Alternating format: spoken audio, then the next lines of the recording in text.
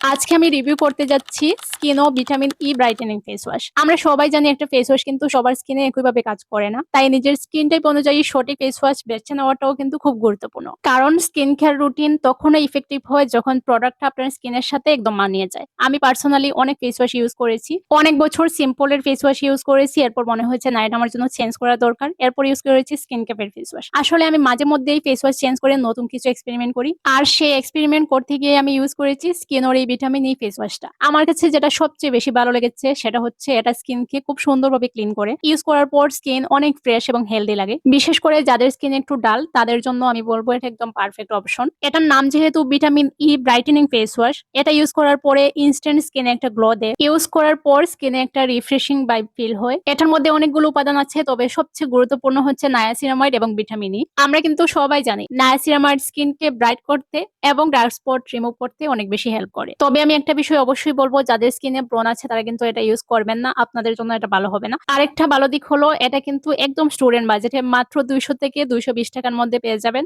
আমি যে পেজ থেকে সব সময় স্কিন কেয়ারের জিনিস নেই, চাইলে আপনারাও নিতে পারেন, পেজটার নাম মেনশন দিচ্ছি। তো আমার পার্সোনাল এক্সপিরিয়েন্স থেকে বলবো কম বাজেটের মধ্যে এটা সত্যি ভালো একটা ফেস ওয়াশ। তোমরা কেউ যদি এটা ইউজ করে থাকো তাহলে অবশ্যই তোমাদের এক্সপিরিয়েন্স আমার সাথে শেয়ার করবা ভিডিওর কমেন্ট বক্সে। এই ছিল আজকের রিভিউ ভিডিও। নেক্সটে কিন্তু স্কিনের অন্যান্য প্রোডাক্ট নিয়ে আমি রিভিউ নিয়ে আসবো। সবাইকে অনেক ধন্যবাদ আমার ভিডিওটি দেখার জন্য।